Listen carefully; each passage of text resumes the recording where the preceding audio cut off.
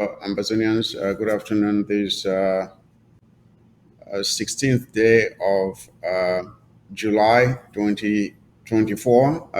You are here with me on another episode of The War Zone on ABS TV.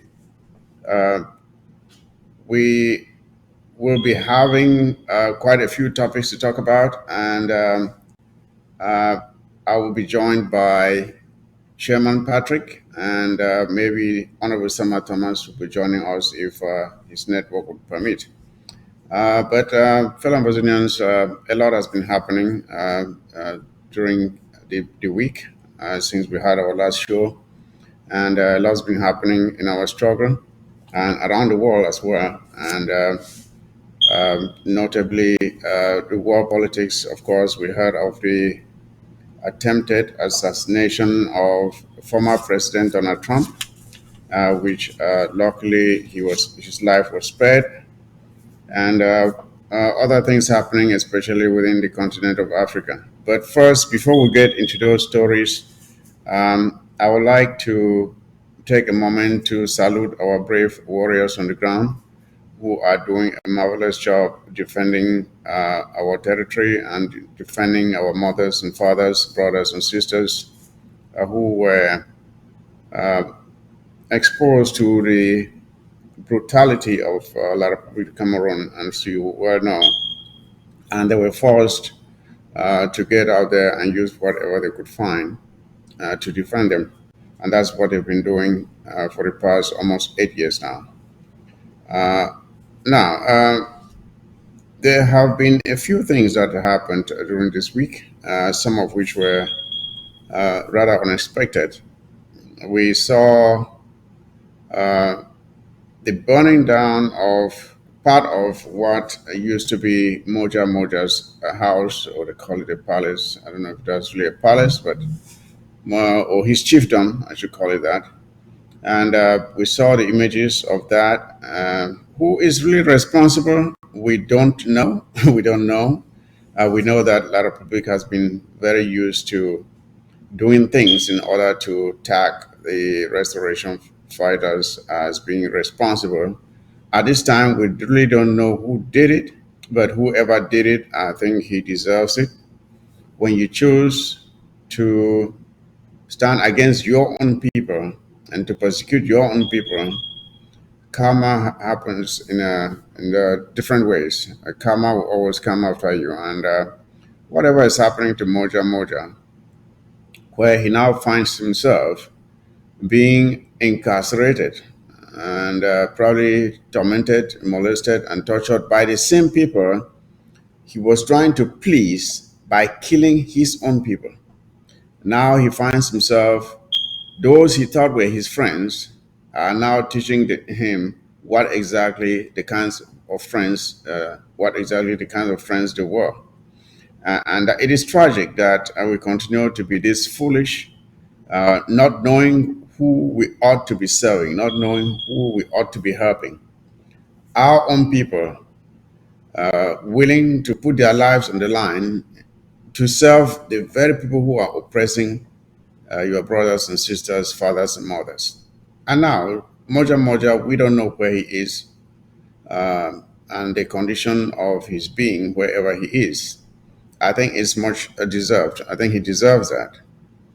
Um, One other thing I would like to caution people within the metropolis of Bamenda is this. We have heard this, I think it was a video of someone claiming to be speaking on behalf of the so called uh, Ambazonia State Army, um, making an announcement that there will be, from now hence, there will be a partial ghost town on Wednesday targeting cars only. I'm sure some of you, well, many of you have listened to that or watched that video. And what I am here just telling you, fellow Ambazonians, is this: that message is fake.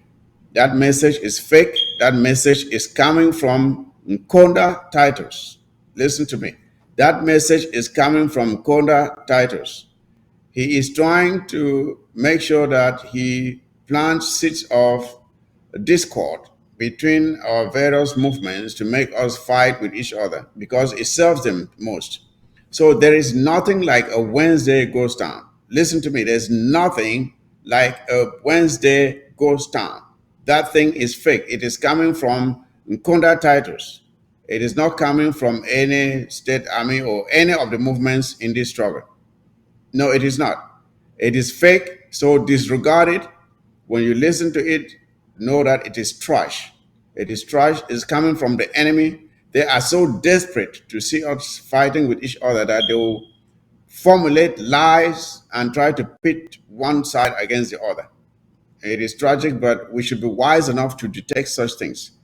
It is not coming from any movement within the Amazonian liberation quest. It is the job of the enemy, masterminded by none other than Nkonda titles. So when you hear that message, disregard it, do not respect it, do not even share it. It has no value. That said, I would like to bring in Chairman Patrick so we can go through some of the topics that we've selected for you today. So if Chairman Patrick, if you are there, please let me see you. Chairman Patrick, I think he was locked in some moments ago. I hope he's still in. Okay. Okay. Good to see you, sir. Welcome to another episode of The War Zone right here on ABS TV. Chairman Patrick. Thank you, Chairman Mike. I really appreciate you inviting me again to your show. And it's always an honor to come up here and talk to our people, talk to the Amazonian people about the state of the revolution and to educate them on what the expectations are and the way forward on everything that is going on. And big salute to all the restoration fighters and everything that they are doing on the ground. And we are here to encourage you and give you good ideas that will help you take this war to a conclusive end that will be a successful one for the Amazonian people. All right. Thank you again for making the time to be here with us today. Like I was saying, Chairman Patrick, I'm sure you watched a video of a supposed burning down of Moja Moja's house in Victoria. What can you say about this? What lessons can other blacklegs and enablers learn from this? From what is now the demise or the I don't know. I don't know. It's karma. So we call it karma.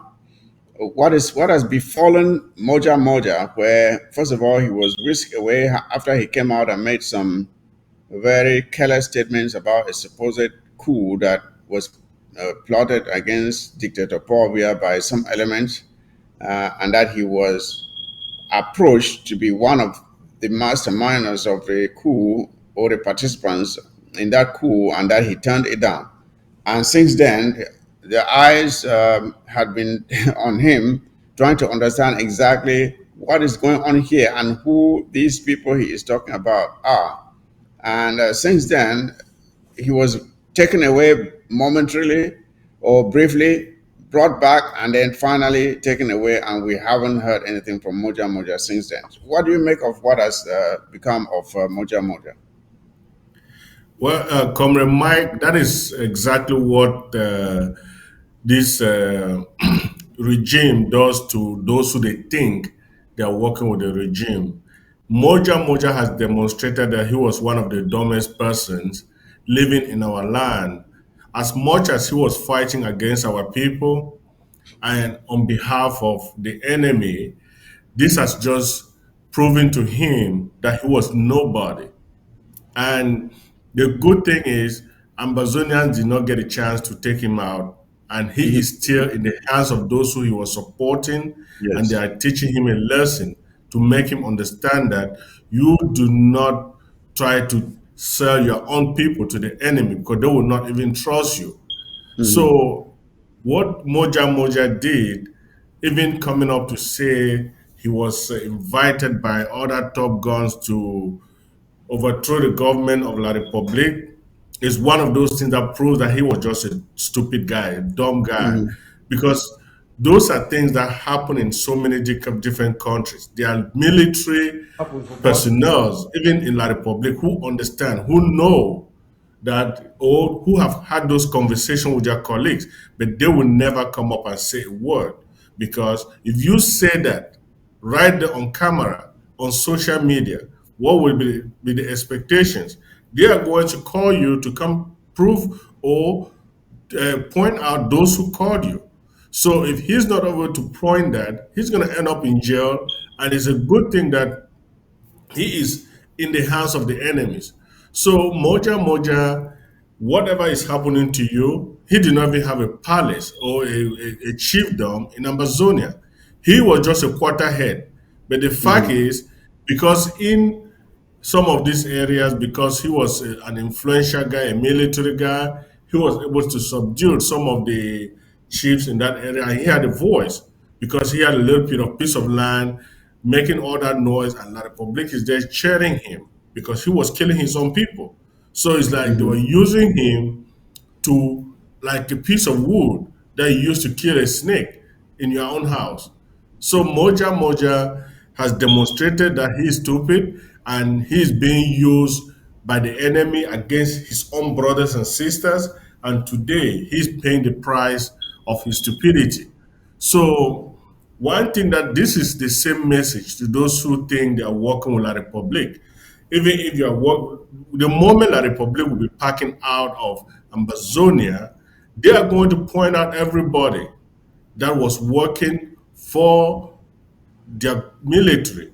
If you see, when the US was leaving Iraq or Afghanistan a few years back, all those who were working with the US, all those who were working for the US against their own people, some of them had the opportunity to get in the US military plane to get out. But the rest of them, they are there hiding or running away from their own country. So Mhm. don't ever work with an enemy against your own people. It doesn't matter whatever they give you. The day this country will separate, you will not have a place to be. They will not invite you. They will not give you a red carpet in their territory. You will not be able to go back to your own area. So you will be a prisoner in your own land without a country. So it's so shameful that Moja Moja did that, and he is seeing the results of his stupidity now. Yes, yes, indeed. And one thing I would like to say is when we think about this story, uh, what comes to mind is the image of Moja Moja when he killed two innocent university students. He killed these students and he didn't just kill them, he put their bodies on the street and then he climbed and stepped on their bodies. He was standing on their bodies, as if to say, by killing them was not enough. He had to commit a sacrilege on their bodies by standing on them. That's the image that I always think about. That always comes to mind when I think about Moja Moja. The callousness and the brutality, and not to talk of the videos of him torturing others, putting some in the trunk of his car and firing bullets. And what is so troubling is the fact that this guy did all of these things, and he was never arrested once. He was never questioned once for doing all these things in public. He did these things in public on video, but no one ever questioned him. The only time he got in trouble was when he started talking about this coup d'etat thing. That's when that's when he was picked up and he's not been heard of since. And to talk about this house being raised down, uh, I think this thing is kind of suspicious. It's kind of suspicious because we are not really sure that this was done by our restoration fighters. Maybe some people are saying maybe it was an attempt to cover some evidence or to destroy some evidence or to gain sympathy for Moja Moja, something like that. But we really don't know this the condition of this because you realize that the rest of the house was pretty much intact except for two rooms in the house that were attacked or affected by this supposed fire. So it's an unfolding story. Not that it's anything important. I think Whatever is happening to him, he deserves it. But we'll see what happens as time goes on. Now let's look at another story I'd like for us to talk about. Chairman Patrick, I'm sure you saw the video of Ibrahim Traore. I think it was in Niger, Niamey. It was in Niamey on the street, and there was pandemonium. The whole street was filled with people. People were just so excited to see this guy, and of course, the president of Niger himself. And they walked on foot for quite a distance, and the crowd was just so happy and elated, and they were taking pictures of them. And I would like to ask you, let's look at what leadership is all about. Leadership is all about what a person who is considered a leader, what a person can do to to give such hope and aspiration to those that as they are supposed to be leading. And the people of not just Burkina Faso, but the whole of Sahel looks up to these three leaders that have emerged and are demonstrating that they are actually there to serve their people. And the people are responding positively. And I'm glad that Obisama Thomas has joined us so that we can carry on this discussion. So, as I was saying, Chairman Patrick, what is your impression? I don't know if the studio has that video, if we can watch it briefly before going on with the commentary.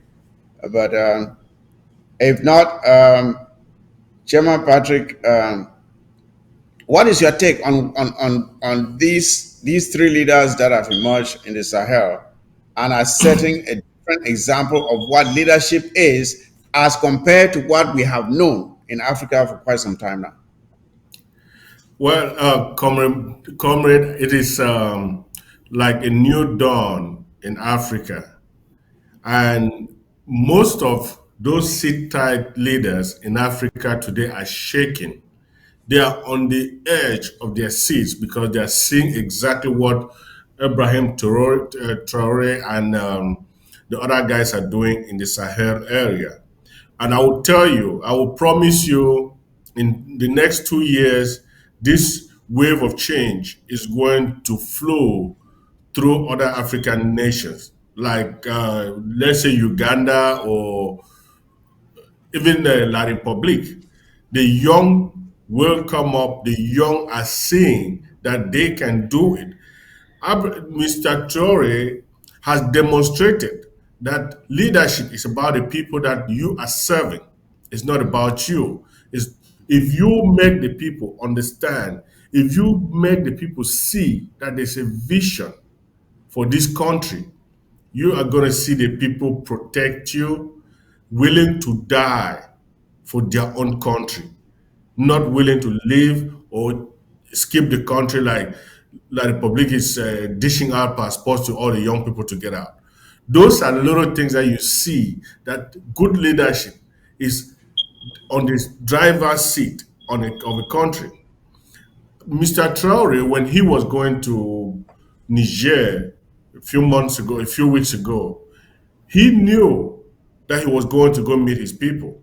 That was not even his hometown. But this guy was confident enough to walk the street with the president of Niger with the population around them. Where have you seen that in even in with any other African nation? These people have given a vision. They are giving hope to their own people.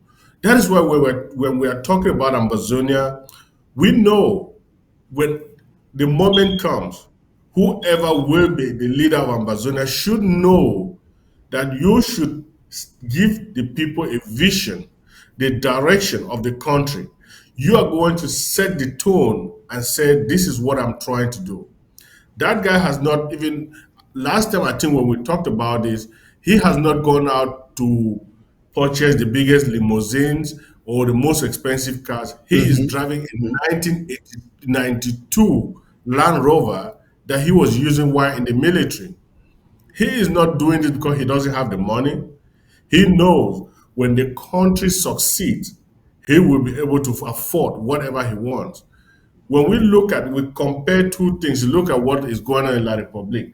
I saw a communique yesterday, and even a friend called me and said La Republique has given an order that anybody, if you have a bank account that has you have there has been no movement in that bank account for the past 12 months, all the money should be transferred to the government coffers, to the government treasury. That is showing exactly how desperate, how broke they are today. They are looking for, even if you have maybe like you have 50,000 or 100,000 sitting somewhere, they'll take it. Not even to do anything. Chairman Patrick, you know who they are targeting, right? You know who they are targeting. They are targeting those who Yeah, are in the diaspora and having money back at home. They know that it will take time for them to come back and withdraw that money. And by the time that happens, they would have taken the money already. That's what they're trying to do. Because if you are back home and you get that announcement, of course you go there and withdraw your money. But if you are far that is away, exactly. it will take you a while to do that. So that is what they are trying to do.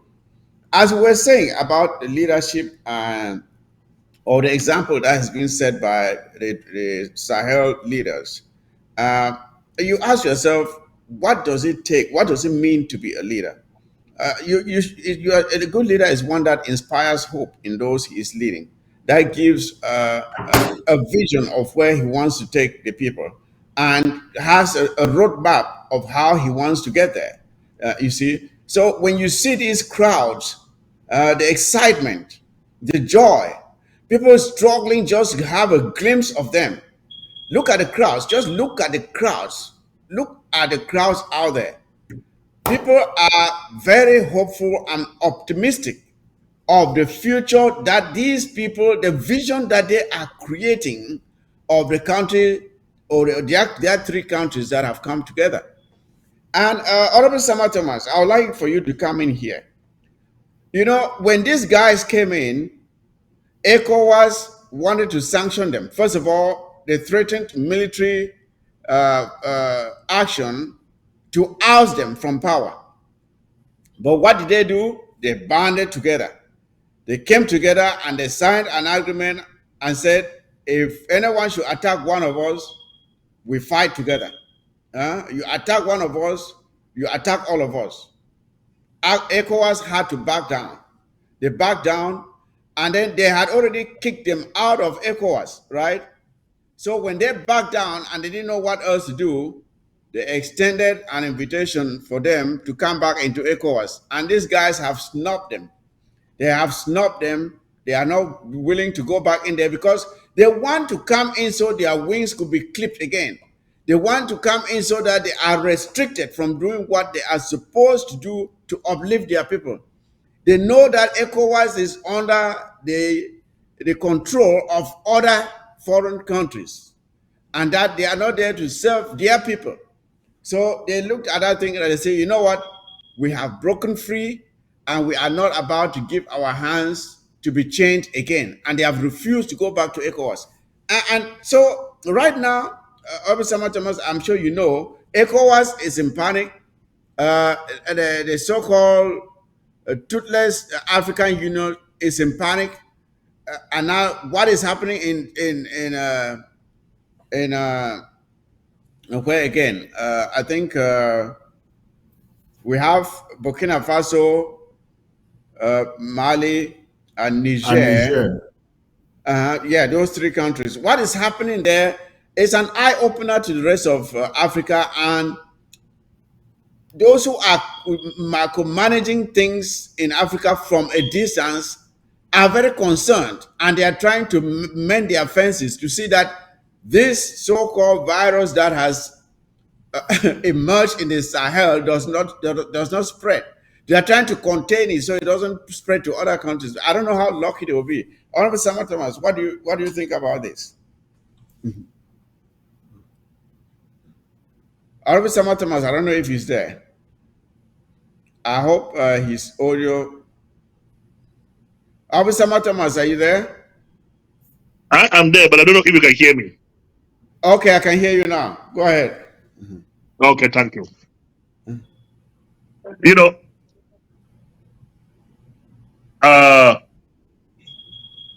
when the West or the East in 1990 through Gorbachev proclaimed the perestroika reforms, freedom for all or liberty for all, the West has clamped down on Africa. They allow what they call democracy in Africa, but let it be their democracy. Democracy of the West. That is what was given to Africa. That's why the guy like Mitterrand said democracy was too expensive for African countries to enjoy. So they gave us their kleptocracy and imposed leaders like Paul Biya, and every now and then they are organizing fraudulent elections to deceive the people to go to the polls to make a semblance of democracy in Africa. Democracy has never been to Africa. What is happening now in the Sahel is what was happening in Nigeria, which I term it the military democracy of Nigeria, of which Nigeria had enjoyed more than 10 head of states, and La République with democracy, as they call it, French democracy, is still having only 2, and there's no end in sight. But let us go back to the crux of the matter. The military takeover in the Sahel is what is going to pull other African leaders. For the guys have proven that the West have deceived Africa for too long a time, not for the benefit of African countries and African people, but for the benefit of the West. And for us to get out of that dilemma, we must distance ourselves from the West, and they are doing the right thing. We should be careful. Senegal seems to be following them. The dictator of Congo Brazzaville seems to be following them. This guy in Congo, not Congo, but Gabon, seems to be following them. There will be a day, like the day of Prussia, that this guy will say, okay, if you don't join us, we will force you. And no power in no power in the West will be able to intervene. For that is Africa. It's even good enough that they are escaping from intervening in African affairs, but allowing Africa to do their job or lead before they come in to support. That is good for Africa. I am supporting them 100%. Africans are supporting them 100%. What can the West tell any African? That this guy in Burkina Faso has been there just for about a year or so, but look at the level of development and change that he is making in Burkina Faso. Burkina Faso will soon not be importing food. And that is food for themselves. That is what we have said on several occasions, that the problem of Africa is not the lack of initiative or talent or whatever or resources. The problem is Africa lies in leadership. It's all about leadership.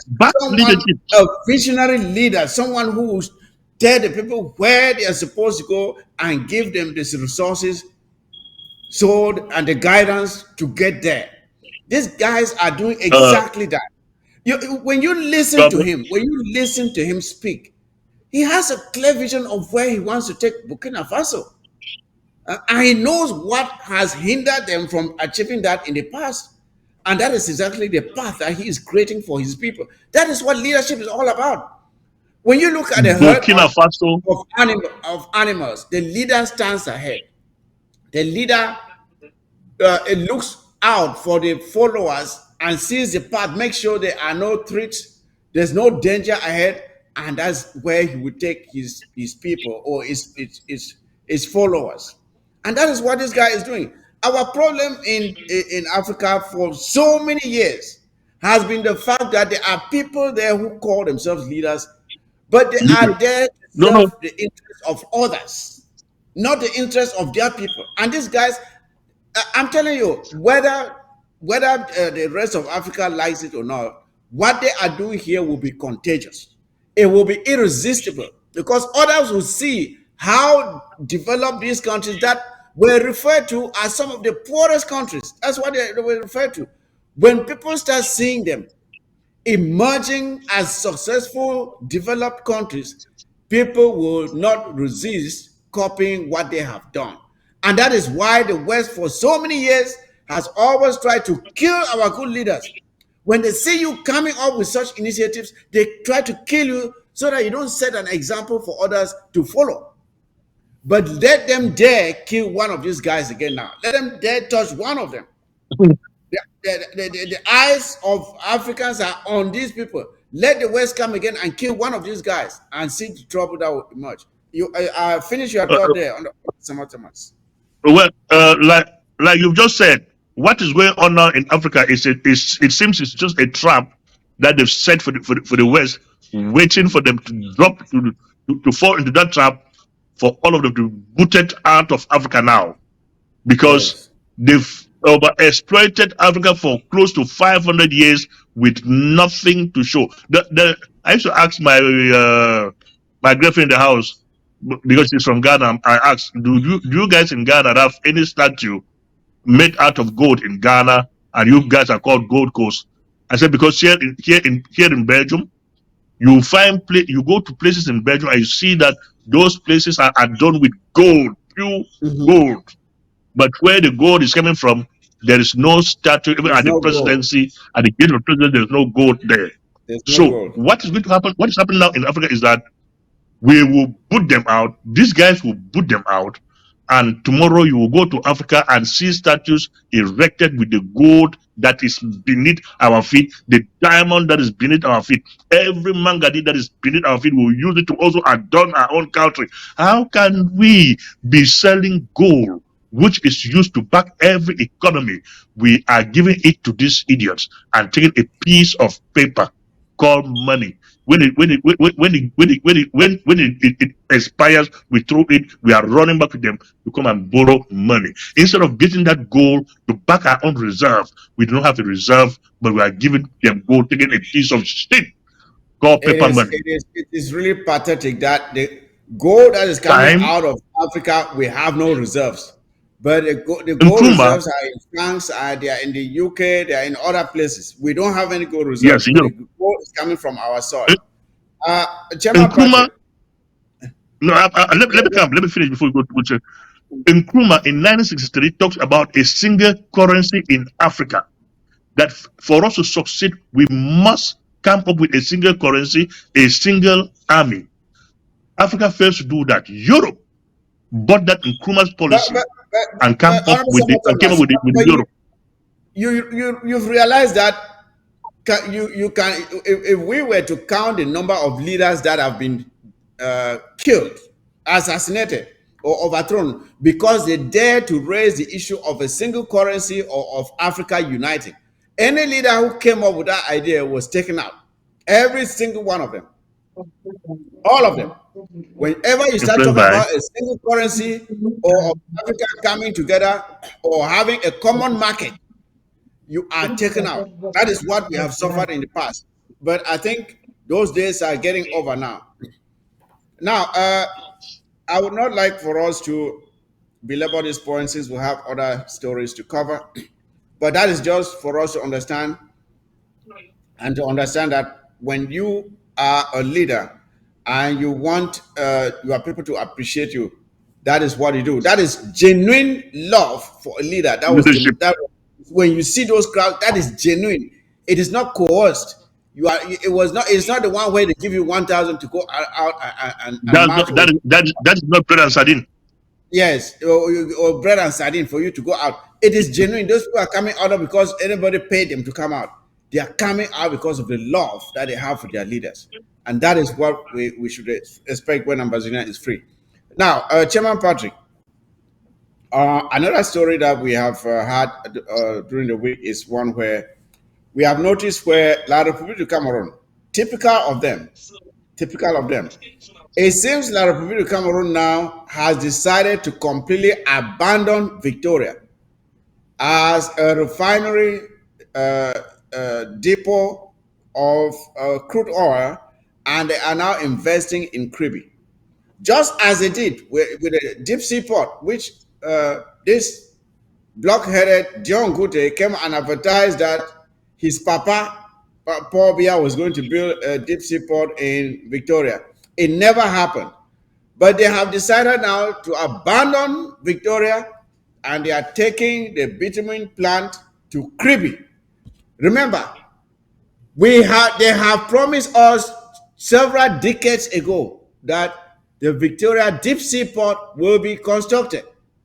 Promise after promise after promise after promise, nothing has been done. Now, the Kribi seaport is already operational. And mind you, the one in Kribi costs a lot more money, maybe 3 times more than what would have been used to construct the Victoria Deep Sea Port. But they prefer to go and build that one and abandon Victoria there. Now 250 from 14 billion to 250 billion. Yeah, now they have decided now to completely abandon Victoria. They don't want to refine any oil there again. They want to take it to Kribi. Now, I would like to hear these jackasses. I'm here referring to this guy who calls himself a senator, Mbela Moki. I would like for him to come out and explain this. Government dribbles Limbe again, takes bitumen plant to Kribi. What are these people going to tell us? What are they going to tell their people? Mbela Moki says some people are coming here and stepping on their necks. Who is stepping on your neck now? Mbela Moki, Honorable Chairman Patrick. Who is stepping on Mbela Moki's neck now? I'd like to see him come out and protest that they are taking the bitumen plant from Victoria now to Kribi. What are they saying about it? Well, Chairman Mike, this is one of the things that when La Republique is doing this, we as Ambazonians should be reflecting. These guys understand clearly that Ambazonia is not their land. They don't have a long time to be in Ambazonia. But the only thing they can do is use the same system that France has used in so many different countries. When they are leaving, they make sure they take that country, they make that country to be on their knees before they can start rebuilding. La Republique is doing it because they know they are not going to be Ambazonia any longer. And for them to prepare themselves for their exit, they will have to build a plan that will give them crude oil so that because they don't know what Ambazonia is going to do when they take over their land, if they're even going to try to sign any contracts, any deal with them to supply them. So that is what we should be looking at. Mbela Moki, those are some of the people that when they say when you take a pig from maybe you drive a pig was inside a car, you put them on a tar road, that pig is going to look for a mud to rub themselves in it. Mbela Moki was nobody. I don't even know how they even choose leaders as senators in that country. He is one of those who will not even pass a simple interview for a job, even working as a janitor anywhere in the Western world. Patrick, you have to understand that Paul Biya is not stupid, all right? Paul Biya is not stupid. He takes the most undeserving people and appoints them. And he knows that compared to the qualified people, those people will not be able to get to that position. So those people will do whatever it takes to please their master who saw them fit to be appointed to such undeserving positions. That's what Paul Biya does. You look at a man like Ataranji and Mbela Moki and the other idiots around there who don't even have a clue what it means to be a minister or whatever. They are there because Paul Biya knows they will bow down and do whatever he says. That's it. That is true. And that is one thing that it is everywhere in La Republique. They have put these people and they have taken the so-called military and made the military to fight to make sure these people stay wherever they are. So that is why sometimes when we look at this, our struggle, these guys will die because they know without this political appointment, they cannot even get a job anywhere. So they don't have anything to offer in the society other than sitting there with their political appointments. You see, I would like to see Mbelamuki come out now and stand in their so-called Senate and protest against what is about to happen with Sonara, and Sonara is pretty much, first of all, they burnt it down. They burnt part of it down. So it has only been partially operational. So even what was the little that was left, they are moving it now to Kribi. So before long, you see Victoria will be dead as far as refinery activities are concerned. Honorable Sama Thomas, what's your take on this? What can these people who have always complained that it is their own brothers instead, who are their enemies? Comrade, what can you tell let me them? just chip in something before Honorable Sama come up. Okay. One thing that we should have learned is the fact that when La Republique, they wanted to keep Ambazonia as subjugated slaves, they made sure something like Midino, something like Power Camp, something like Cameroon Bank, they made sure they destroy it because they know that is what was giving us the ability to excel as a country. So they are taking away, they want to make sure Sonora is on his knees. If you look at their corporations that are in debt, Sonora is number one. How can Sonora be having this much debt if they are able to even manage it? But if you go down there, 90% of the workers are La Republic citizens, Yes. not even Amazonians. So they are just making sure they crumble it before they leave.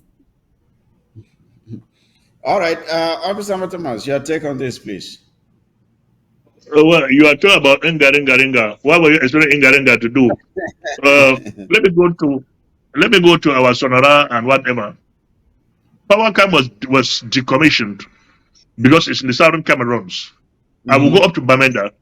If you go up to Bamenda, there is a story in Bamenda, which that story is true, that a boy mature dismantled some machines upstation that were supplying water upstation in Bamenda. He dismantled those machines and carried them to a boulevard in his compound, to his own compound, state property. If you go to Bamenda, Radio Bamenda does not even reach Santa.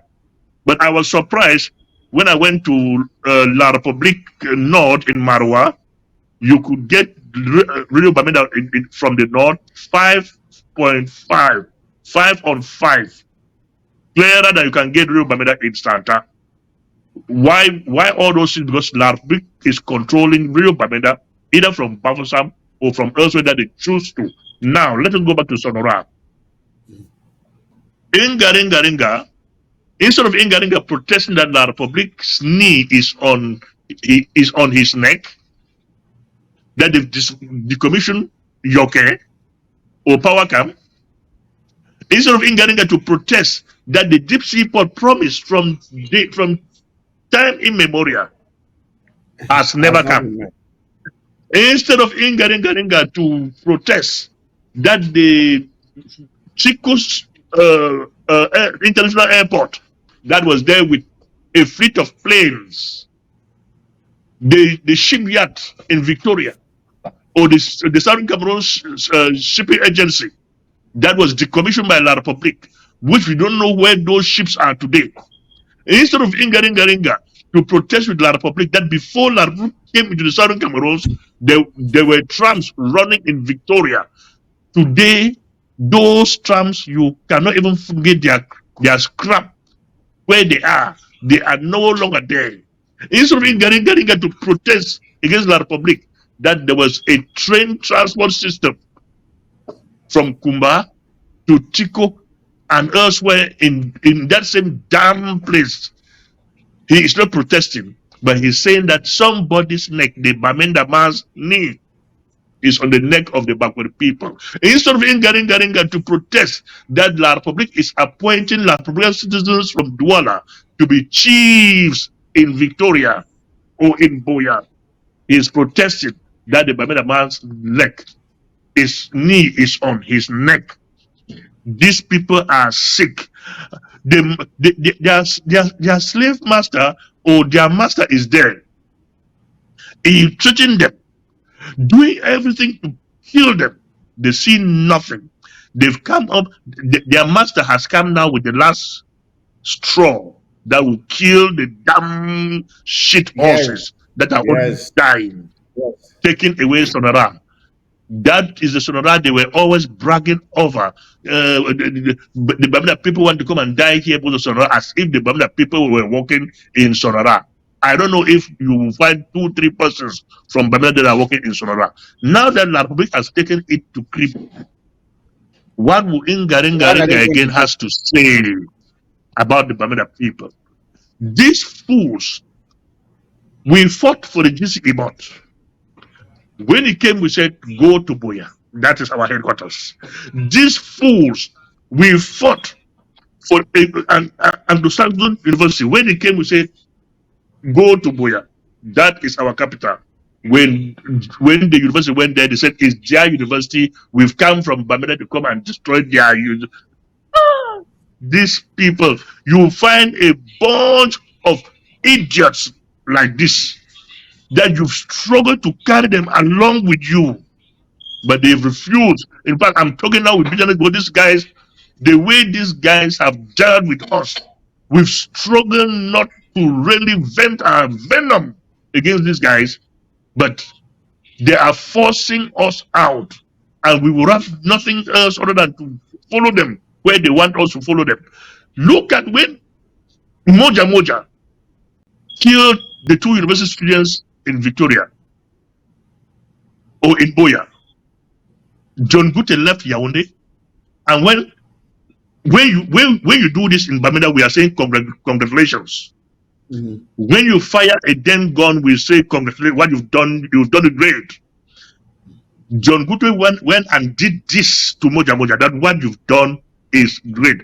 All the atrocities that Moja. We stand for how many Cameroon? Yeah, all the atrocities that Moja has committed in Boya, John Gute is part of those atrocities, and Belamuki, the author of Ingaringa. Those are the architects of all those atrocities. The coup that Moja is saying that was planned.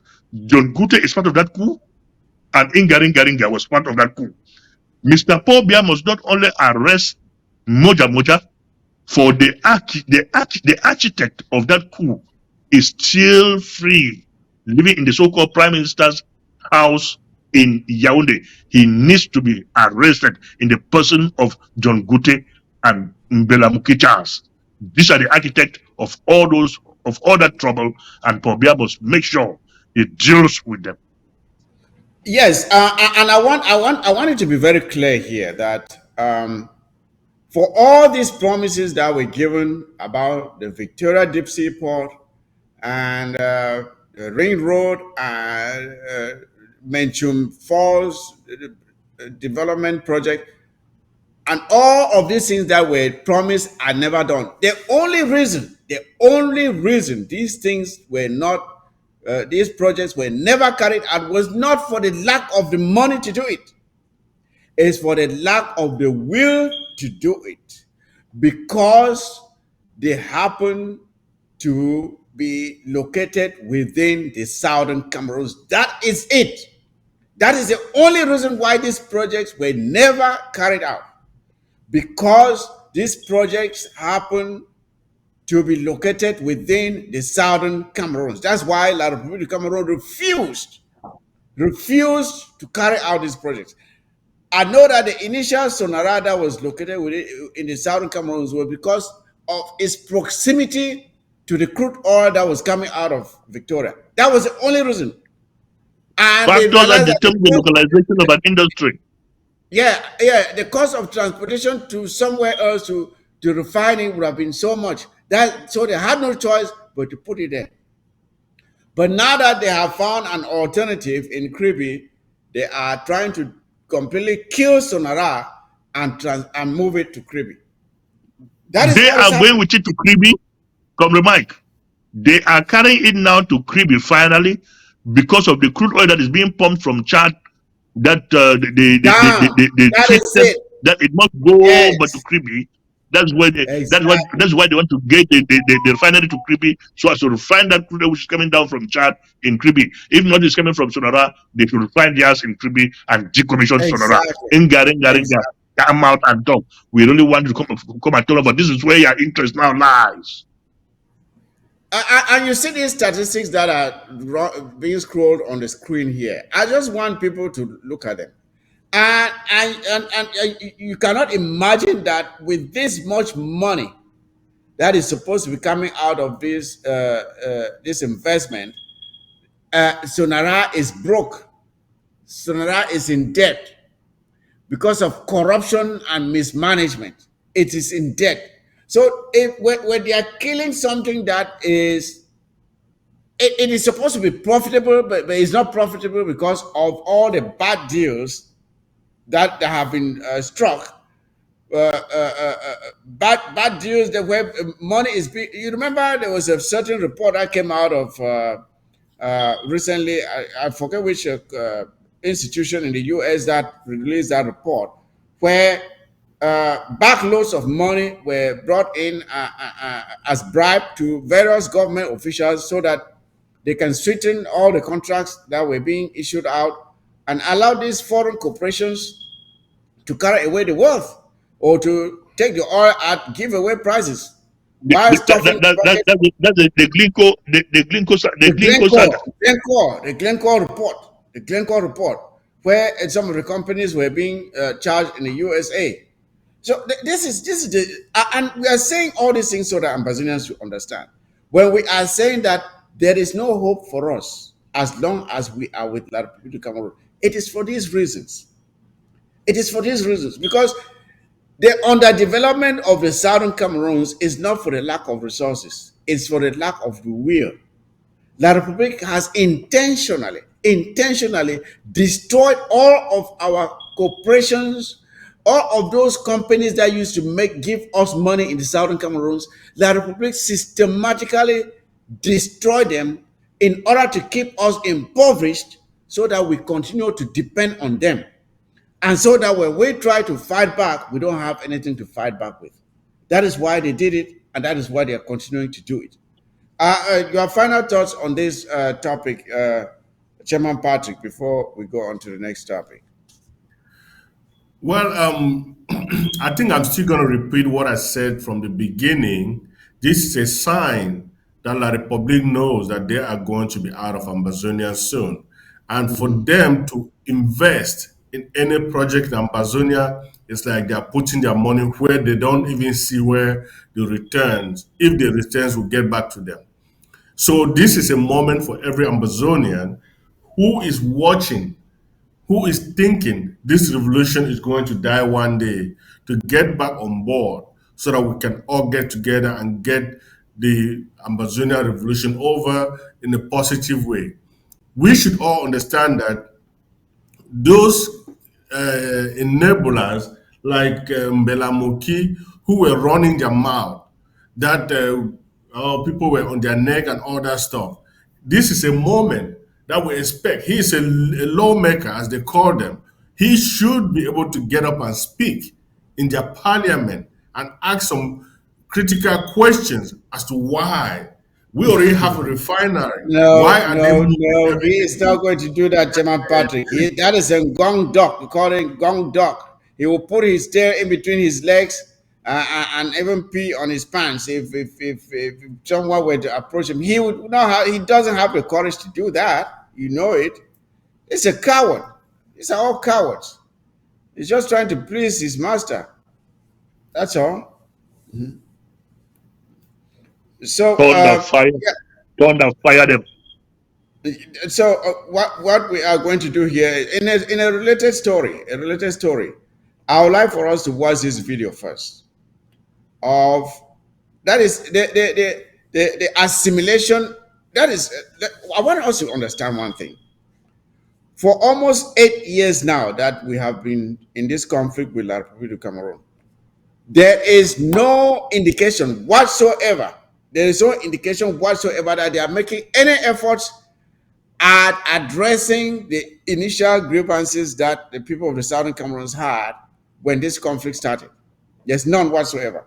So there is this story where it is indicated now that La République du Cameroon citizens are now being appointed as chiefs in the Southern Cameroons.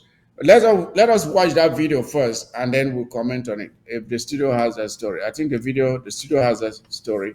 Let us see that video of a so-called protest that is now emerging of some of our citizens, the Southern Cameroons, who are protesting the fact that Bassa citizens are now being appointed to serve as chiefs in the southern Cameroons, especially Fakou. I think the studio has that story. Let's see if we have that video. Let's see if we have that video of the protest from some of our brothers and sisters who are seeing how La République du Cameroon citizens are now being appointed to come and lord it over us as chiefs in the Southern Cameroons. I'm sure you watched that video. I don't know if you watched it, Chairman Patrick. Have you watched that video of I would have loved if the studio had that to play so that we can have it in full context. If we have that video. So they for inside a chief, his own chiefdom. Chiefdom are 7 class chiefdom where you get other small villages. So these people don't come now for inside there now. Imagine man where na Bassa man, Stopamenda man. When they come say one big chief on job, village under Misaka, you know in a Mongo man. And the surprising thing that's going to happen, they don't go for Joe's office or people, they don't call their document for SDO. So the one beg now, make governor know say now say they happen now for inside a particular side. So this one and the thing that they happen for under. The oil matter not just a surface matter. The real thing that chieftains with the work fight them. We just don't spend up to 56 million for the administrators them. So we can't now say one of the big concern, they say they use for judicial police. So this now so surprised to understand say any person is supposed to be neutral. He don't enter to chieftaincy. How can a man from Bassa village can be chief for inside job? For inside Southwest man, for Mongoland, we want them to make governor everybody matter. Make SGO serious matter. Because they go to different level now. We know what take up so. Now so the matter they happen. So not be a matter for oil we don't talk. Now matter for chieftaincy when they pour for under. So now the simple story that when they come out play and then we beg my minister, send delegation, men and come for Tico, men and come investigate. We don't go report for Joe for Tico plenty time. They would have watched them last time for a newspaper. So they will need to wait to come with a phone for job. The one will not go to NGO. So that will not be they will come for that side. But some man will come stand one big cheaper for inside Southwest. Then other Joe decide now. So why them so the one make us so? You don't make we don't believe now say and now then I will destroy we. We want peace for Cameroon as the head of Terror talk. But the Joe way don't come where they want destroy Paco. So that's what I want to know. All right, that is the story right there. Officer Thomas and Chairman Patrick, we should first of all ask ourselves, who is a chief or a traditional leader? A chief or a traditional leader is the custodian of the customs and traditions of the people of that region, of that area. He is the custodian of the customs and traditions of the people. Also as serving as a leader, a local traditional leader. Now, when you get someone from a different tribe with who has very little knowledge of the customs and traditions of the area where he is contesting to be a chief, and you want now to impose that person on the citizens of another area, I mean, how do you expect that person to serve those people well when that person does not have the full knowledge of the customs and traditions of that region? How do you expect that person to serve? And there is something, I believe there is something deeper in this whole thing, this whole effort. First of all, the assimilation of the people of the Southern Cameroons, they have all the political powers already. They control all the finances. They control all the resources like the Sonara. They're the ones controlling everything that comes out of there. They have corrupted even some of these traditional leaders, and now they want to go even to the chiefs, the local chiefs, and buy them out. And there is a sinister reason for this. It has to do with land. It has to do with land. You heard the amount that this guy was mentioning there, that those who are contesting to be chief, they are willing to spend millions in order to succeed. And what would they do? As soon as they succeed, they will go in there and sell the land to La République du Cameroon citizens. They will take the land and sell it to their citizens from La République du Cameroon, and you, the natives of that area, you find yourself wanting, you become now foreigners in your own land. That is what is going to happen. Chairman Patrick, am I wrong this? No, you are absolutely right. I will just say one word about this, or something about this, that they always say which way they do cocoa, now the same thing they do cacao or coffee or one of those things. 2 years ago, when La République, they appointed a guy from Bunda to be the chief of Mendankwe, or one of the sub-chiefs in Mendankwe. The people of the area, they cried foul. But one thing that they did, they went the traditional way and say, we do not appoint chiefs. Administration doesn't appoint chiefs. The people, they coronate their fund when the previous fund disappears. And that is what the people did. Even though the administration still did appoint somebody in that area as a sub-chief somewhere. So what is happening in La République, we can also look at example. They have zero understanding. When this guy is talking, he talks about Enam. When they appoint somebody who speaks just French to be a magistrate or a judge in a village in, let's say, in Cambe, who does not speak a single word in English, to administer judgment on cases in that area, how does he even communicate with the people? So when La République is doing this, nothing new. They do not understand what they are even doing, even though they are trying to do assimilation, but you have to even do with some level of understanding that this person will be able to convince the people by talking to them. So La République is a messed up territory, and they think they are trying to grab land.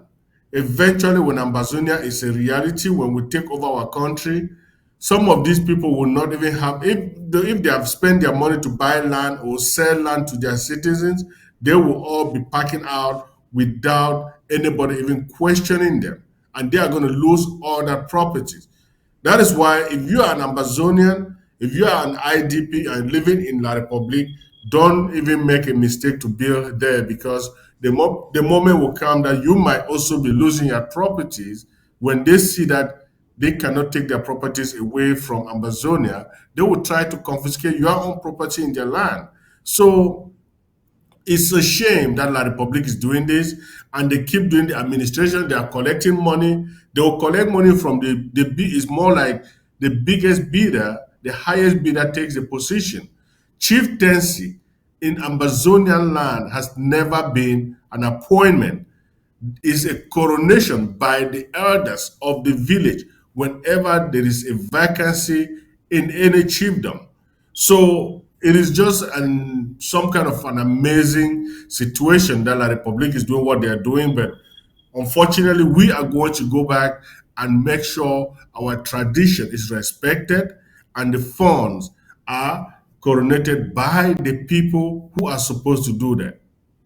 Of course, there is always a traditional group in the northern zone. You have the Kwifon that is supposed to be responsible for the coronation of any fund, and I believe that in the southern zone there is like a secret society that is supposed to be responsible for this. But La Republic has come in now and has infiltrated our traditions so much so that they are trying to influence who becomes chiefs because they know the reverence that the people have for the traditional leaders. So they want to corrupt them so they can influence the thinking and the behavior of the people, even with regards to politics. But as some comments are coming in here, that when it comes to this, anybody who knows that, say, a Basaman who comes in and wants to be a chief in the southern zone, I think the people ought to take things into their hands and treat that person accordingly. Set an example on that person. Don't sit there and wait for it. Because the problem is this. The problem is exacerbated by these corrupt DOs. These corrupt DOs, as you hear this guy saying, the DO is allowing that to take place. So you cannot depend on the same person who is an enabler to that to what is going on to be the one to save you. Take things into your own hands. Set an example on the so-called chief that is trying to be the person that is trying to be a chief from another culture. Set an example on him, and the others will learn a lesson from it. This nonsense cannot happen in the northern zone. Let me tell you this: it will not happen. It will not happen because you would sleep at night and something will happen to you. So the people should let them use their culture and set an example on these people who are doing this nonsense. Let them set an example on them, and that's what Rose Bush is saying here. Does French Cameroon appoint chiefs in their bankrupt and failed republic, or are they doing it only in Ambazonia? Well, Rose Bush, you will know, you will realize that La Republique does not have any culture. If you have not noticed, notice the attire of the chiefs in La Republique du Cameroon. They wear jackets. They wear jackets for that is something that was passed on to them by who? The French. So these people French Cameroon people don't have any culture. The only place where you go and you find culture is in the Western Province. In the Western Province and the northern states of the northern provinces of La Republique du Cameroon.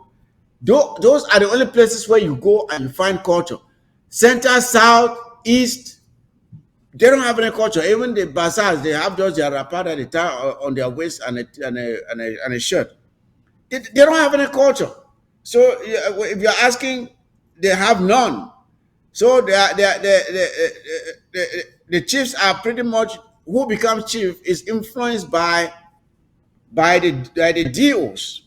And I think there was another video which is in French where even in their own area too, there's there are protests about the way they are going about in the selection of chiefs in that place. But that's not our concern. We are concerned about our own.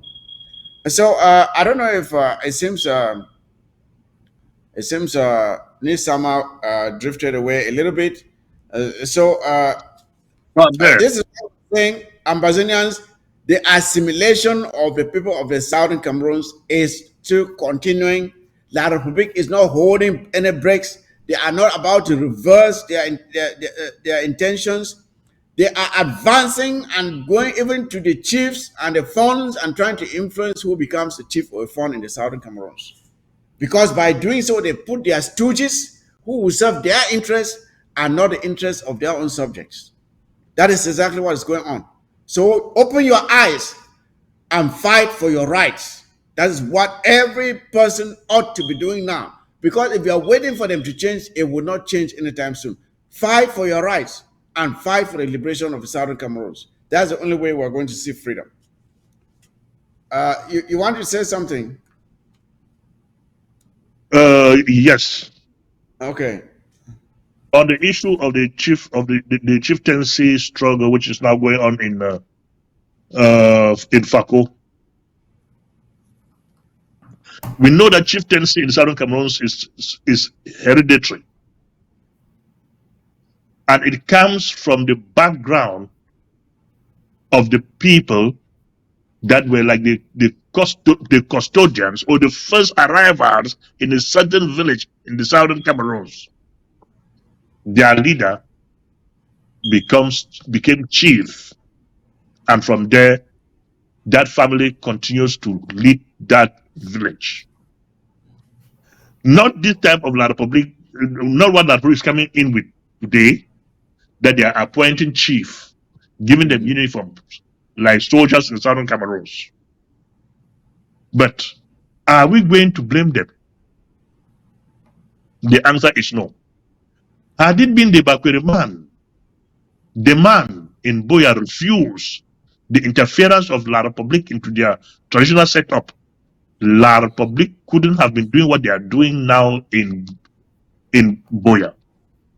But when La Republic started doing all those things, they said no, it was okay because La Republic once moved the rightful heir to the throne and put a stooge to sit there and say yes, La Republic has done well. La Republic has done well. So today, La Republic is now bringing important people from Douala to come and be chiefs in Boya. Tomorrow they will bring from Yaoundé to come and be chiefs. Will you people refuse? When they came to Bamenda to infringe into our system, we said no. Chieftaincy is a secret society that is controlled by the Kwifon. If you are not a member of the Kwifon, you have nothing to do with chieftaincy in Bamenda. Full stop. No matter how much they tried, we said no, your limitations are there and you cannot go across those limitations. But what is happening in Boya is a walk in the park. They've allowed our people to. Why are they crying? They need not to cry. They should stop. They should stop there and be saying the Bamenda man has come, and the knee of the Bamenda man is on their necks. They must not complain. Instead of these idiots to join us to send the enemy out, they say the enemy is their friend and we are their enemies. Well, it is about chieftaincy there. It's not about national things that we'll say we're going to intervene. You guys will solve it. It is your own right to fight against it. We'll be watching. If there's any advice they need from us, they should seek for that advice. We'll give them. We'll give it freely. That is correct. That is correct. It is up to them to fight for what is truly theirs. Nobody will do it for them. They have to grow some balls, get out there and fight for what is theirs. Now, I just want to remind Ambazonians of one thing. Someone made a comment here that we should prevent any distribution of electoral material or campaigning in Ambazonia. Of course, that is the case. That is the case. We have banned anything that has to do with the circulation of electoral, La République du Cameroon electoral material or any campaigning within the territory of Ambazonia. So anyone who is engaged in these activities does so at their own risk. And anyone who, if any Ambazonian who finds someone engaging in these activities, report that person to the nearest restoration fighter unit so they can deal with that person. Elections that are conducted by La République du Cameroon are not allowed in Ambazonia, nor the circulation of electoral material.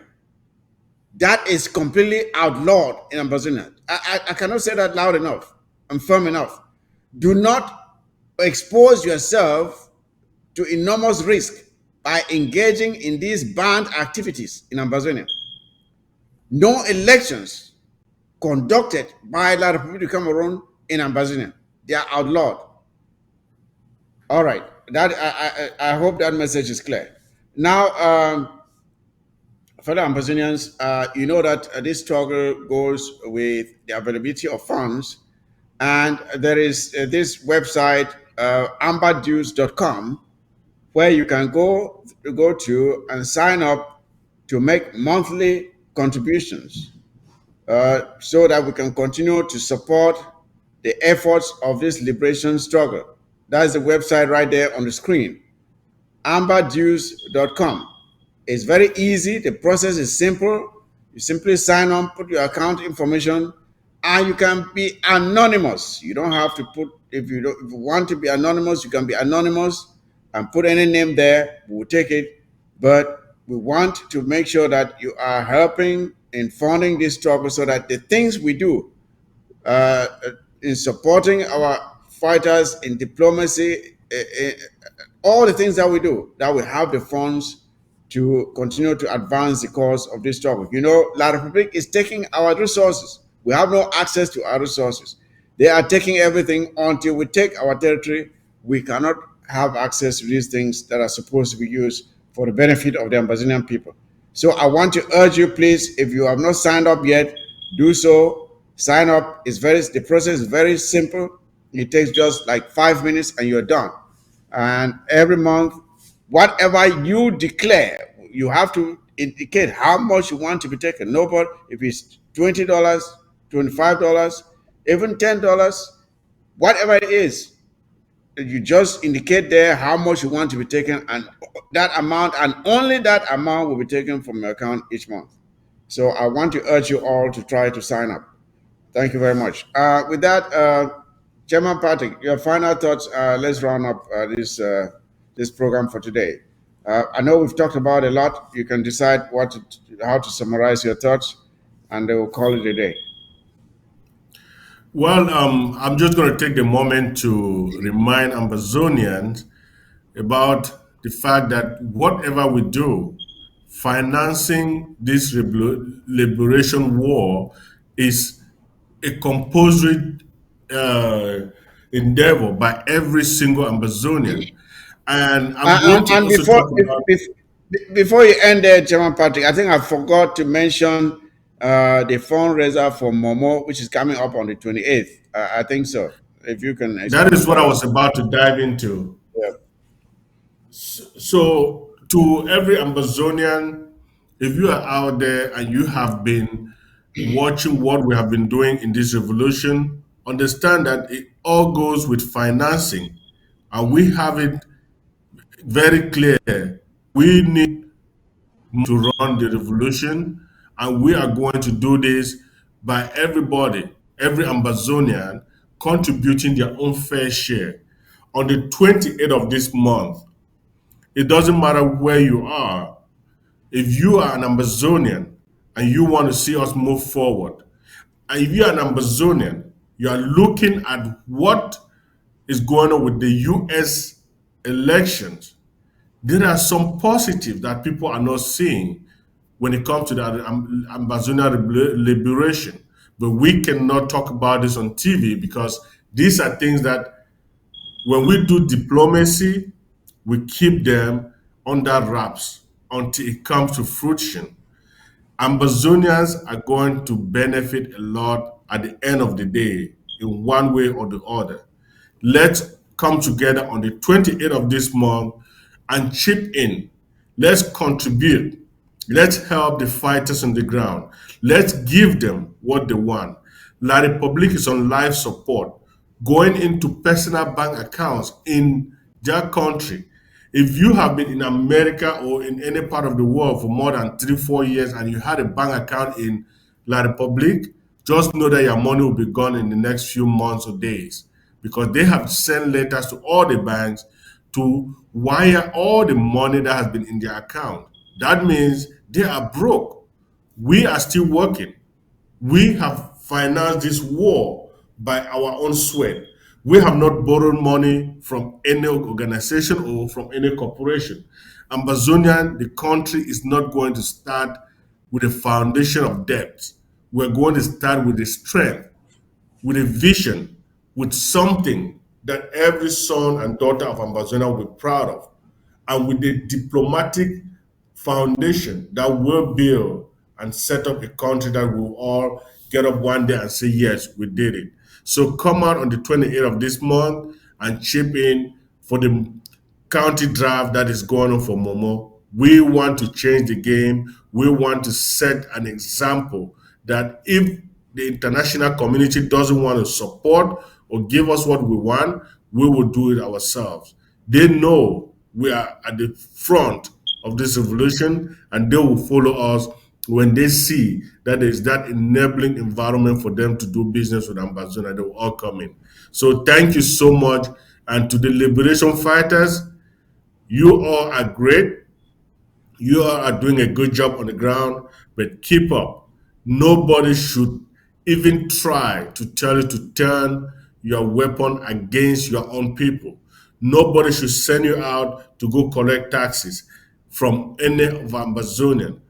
Nobody should tell you to harass or kidnap any Ambazonian for any ransom, because we are all working hard to liberate ourselves and to fund this revolution, because we know our people would enjoy and have a good time with a free country where everybody's right to be respected. Thank you. Thank you for coming on, Chairman Patrick. I don't know if Honorable Sama Thomas is still with us. Honorable Sama Thomas, if you are still with us, can you please make your final statements, and let's call it a day. Honorable Sama Thomas, are you there?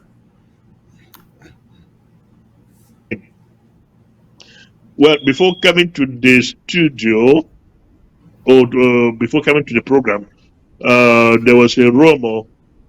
I don't know if it's rumor, but it's not rumor. That some crackheads, let me put them that way, are calling for a low-key lockdown in Bamenda or in the southern Cameroons on every Wednesday. I cannot understand what is a low-key lockdown. It's the same crackheads that when Titus Nkonda called for a change of taxi colors, the same crackheads jump in. That the whole year is Woolray. These same crackheads who I joined think, Titus Nkonda. Honorable Sama Thomas, I believe that rumor, that so-called message is specifically coming from Konda Titus. As I said, I mentioned that at the start of the program when you had not signed on yet. I think it is something from Konda Titus. I really don't think that there's any of our revolutionary movements that is responsible for that message. I doubt it, because it's so stupid, just as stupid as the taxi color change thing. So the message sent out earlier, which we should emphasize again here, is for our people to disregard that stupid announcement. It has no bearing. It is not coming from any of our revolutionary movements. That it is something from the enemy that is meant to sow seeds of discord between us. It is not something that our citizens on the ground should respect. There is no lockdown on any Wednesday. So go about your business, go out there and do your business as usual. No lockdowns on Wednesday, please. That message is from Konda Titus, the La République du Cameroon enabler. So do not respect it. Carry on with your thoughts, Honorable Samatamas. Oh yeah. Nobody should listen. If there is any reason for us to call for a lockdown, we will have to discuss it with the soldiers on the ground and everybody in the southern, and every single southern Cameroonian, to give a reason why we need to call for the lockdown, and for everybody to understand why that lockdown is called. We cannot sit and be calling unnecessary lockdowns on the ground for nothing. Monday is a symbol of this revolution and will never be cut off until the struggle is over. Monday is a no-go zone, but we will never add another day of lockdown if there is nothing at stake that we need to call for such a lockdown. So nobody should be expecting unnecessary lockdowns on the ground, which will add to the pain of our people. So disregard any damn thing that is coming from any crackhead called Titus Nkonda, lockdown and taxi colors change. That got nothing to do with us. The Titus Nkonda did not even know that yellow is in the Southern Cameroon's flag, like green is in the Southern Cameroon's flag. What was so peculiar about yellow and green, if I might ask? Yes. Yep. So we should be aware of all these agents provocateurs, and most importantly, the fighters on the ground. Please, it is not everything that you hear that you go to implement. For you go to create your own enemies, you go to create your own blacklegs. People that were supporting you yesterday, you cause them to turn against you. And you think if they turn against you, you will survive. How can you survive if your own security is not there? Though you are a fighter, but you need the eyes of the civilian to be protecting you. That is your own security. You cannot fight without your eyes behind you, taking care of your back. Yes. Treat the civilians with love so that they can in turn provide you with the security you badly deserve. Thank you all. Thank you. Thank you, Honorable Samba Thomas. Just to emphasize on that message again, please. Here at the interim government, every decision is people-centered. It's people-centered. Every decision we make, we evaluate the consequences of that decision on the lives of our people on the ground. You cannot say you are fighting to liberate a people and every decision you make or decisions that you make them callously. You make them without considering the effect on the lives of the people. So every decision that we make takes into consideration the effects of that decision on the people on the ground. And we want our restoration fighters to do the same. And that is what we have instructed them, that everything you do, you must make sure that it does not have any negative impact on the lives of our people, except it is unavoidable. Except it is unavoidable. But when it can be avoided, then that must be done. You cannot go out there and do things that will turn the population against the struggle. It is counterproductive and must be avoided at all costs. It must be avoided at all costs. All these reckless decisions about the change of taxi color, there was no rationale for it. There was no benefit for it. And yet people suffered, property was destroyed, some even died for no reason. It is reckless and must be avoided henceforth. So this idea, this rumor about a so-called lockdown on Wednesday, please disregard it. It is from the enablers of La Republic of Cameroon who are trying to make us fight with each other. It is not coming from any movement within this struggle. So, fellow Ambazonians, it was a pleasure having you here on another episode of the War Zone right here on ABS TV. As I mentioned earlier, the fundraiser for Momo, which is coming up on the 28th, I'm calling on all to come in and support. And don't forget to sign on and make your contributions on amberdues.com so that we can continue to fund the struggle. With that said, please take good care of yourselves, and as you do so, take care of each other. With that, the War Zone is out. Good night.